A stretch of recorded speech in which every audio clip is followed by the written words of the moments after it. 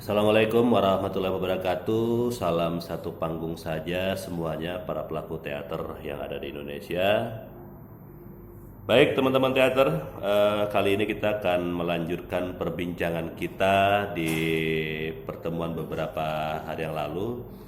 Bahwasannya kemarin kita sudah membicarakan tentang sejarah teater itu apa, lalu kemudian kita mencoba masuk ke satu tema yang membicarakan tentang vokal, betapa pentingnya vokal itu untuk teman-teman teater baik pemula ataupun yang sudah berkecimpung di dalam dunia teater yang bertahun-tahun.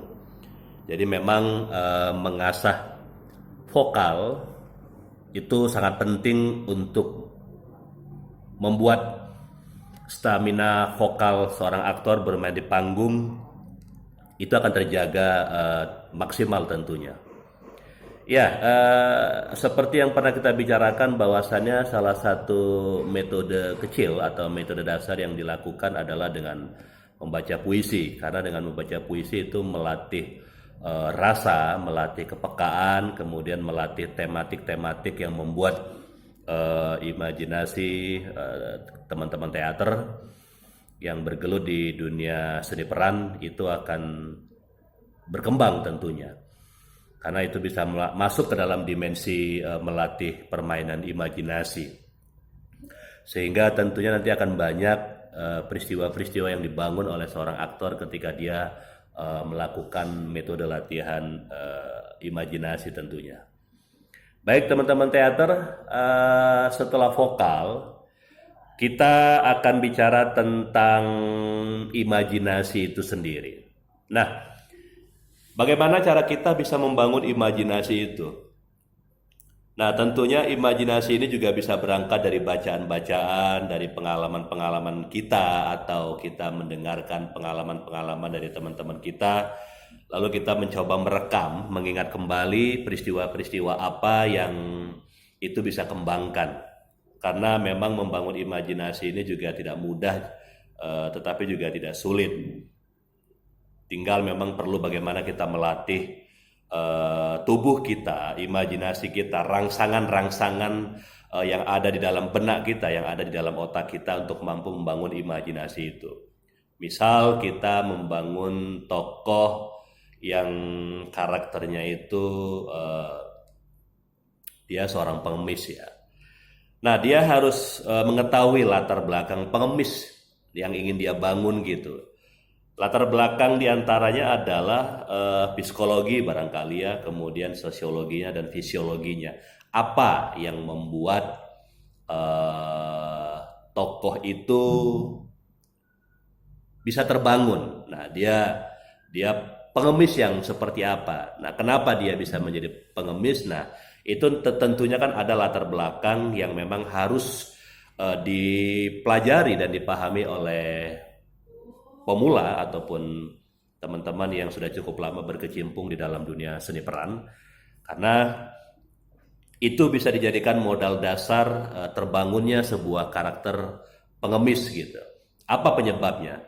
Atau barangkali dia orang kaya kemudian dia tiba-tiba bangkrut, atau tiba-tiba memang dia memang dari kecil sebatang kara yang kemudian dia tidak tahu siapa orang tuanya, asal usulnya dan lain-lain. Nah, latar belakang ini mempengaruhi kekuatan karakter yang akan dimainkan. Jadi memang tidak serta-merta tokoh pengemis atau karakter pengemis itu bisa dimainkan dengan mudah tentunya, seperti membalikan telapak tangan. Nah, kita butuh membaca juga, kita butuh menonton, kita butuh survei. Karena ketiga hal itu akan membantu bagaimana kita bisa membangun karakter yang ingin kita mainkan. Nah, setelah kita mengetahui apa saja yang menjadi dasar karakter pengemis itu, maka yang harus dilakukan oleh pelaku teater dalam bermain seni peran itu adalah melakukan. Nah, mencoba melakukan sesuai definisi yang sudah dia tanamkan gitu. Kemudian bagaimana emosinya, bagaimana mimiknya, bagaimana tempo suara, warna suaranya, berapa hari dia tidak minum, tidak makan, rasa sakit apa yang itu dia rasakan, kemudian sugesti-sugesti apa yang kemudian dia merasa terkucilkan, karena semuanya itu akan mampu dan berhasil dimainkan oleh seorang aktor memainkan seni peran tersebut. Nah, ini butuh dilakukan pengulangan-pengulangan ya. Jadi itu memang tidak bisa dilakukan sekali jadi. Metode apapun metodenya itu tidak bisa dilakukan sekali jadi. Jadi memang tugas kita dalam bermain seni peran itu memang harus melakukan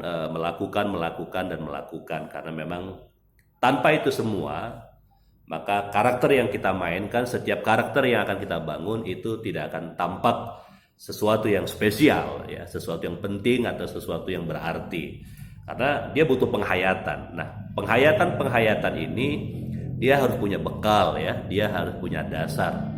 Nah, dasar-dasar ini harus dikuasai. Salah satunya memang tadi yang seperti beberapa hari yang lalu kita bicarakan ya, vokal itu ya, bagaimana melatih vokal supaya vokalnya bulat. Ya, salah satunya adalah A, I, U, E, O. Nah, ini memang harus dilakukan berkali-kali. Nah, pengulangan-pengulangan metode latihan yang dilakukan oleh seorang aktor itu akan membangun tubuhnya, membangun imajinasinya, membangun penghayatan-penghayatan, membangun media tubuh untuk memainkan semua karakter yang akan dia mainkan. Nah, demikian teman-teman teater yang ada di Indonesia.